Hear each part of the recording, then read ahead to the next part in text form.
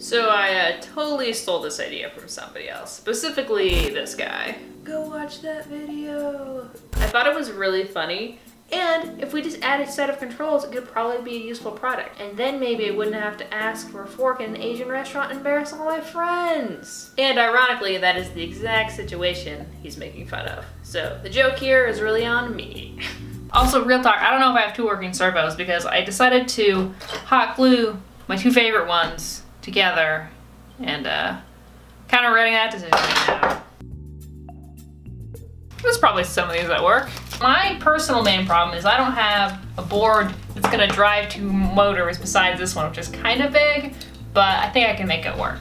I think what I want is for you to hold the servos in your hand like this, and then for the board, I don't know, maybe you can tuck it down your sleeve down here, and then the chopsticks will do the chopping for you. Once this is glued in place, I'll have an idea of how I need to program the chopsticks to actually grab things. Okay, so I've been messing around for a while, and I think I got a system I like. So I have my little device here. Well, it works like 50% of the time. That did not work at all.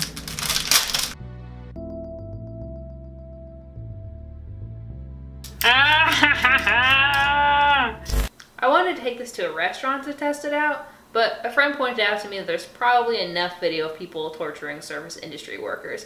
So I decided to make some food at home. Welcome to Claire shows you how to make her favorite soup, because maybe you need some soup to test your chopstick robot. Sausage, potato, kale soup. It is delicious.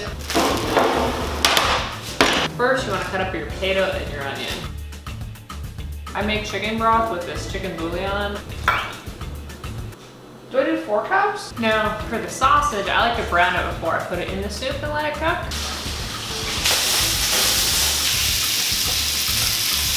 Next, I'm gonna season this and go let it sit for a couple hours on high.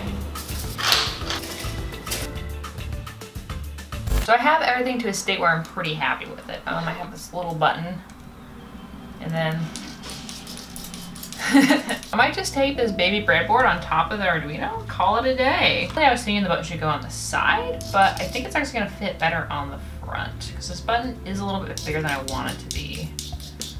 Oh wait, I can just take the cap off. Move the button to the side, rearrange the wires a little bit better.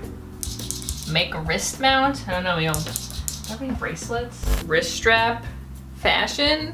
To put my Arduino onto. I use a little pocket right here. You slip your battery in. The Arduino has little mounting holes in it, so I'm thinking I can just sew it here.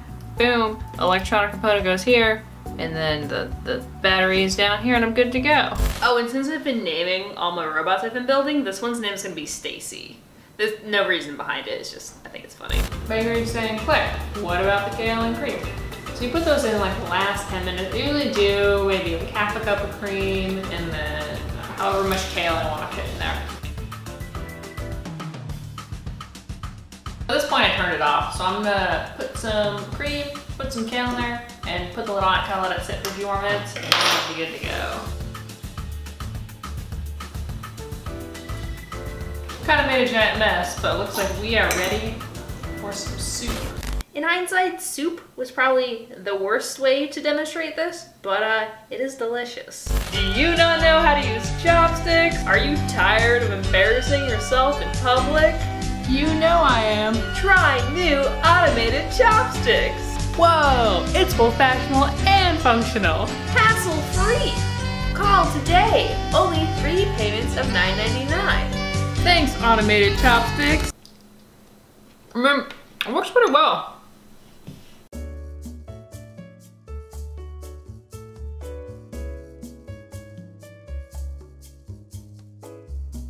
When I press the button, the chopsticks separate. I got a 9-volt battery here, I got my Arduino sewn to my little cuff here, and I just taped the little breadboard on top. And I think my only real complaint here is that it's completely unnecessary and stupid. Stacy is a sassy robot. You can tell. Look at that. Look at her going off. So while this is pretty ridiculous and also very impractical, I will say these are very fun to eat with. Really, I need to find a smaller microcontroller because then it could just be handheld and that might be interesting. But it's not really necessary to have servos to open and close. There's like mechanical things that do that. I think perhaps the only thing more embarrassing than having to ask for a fork is bringing this to a restaurant.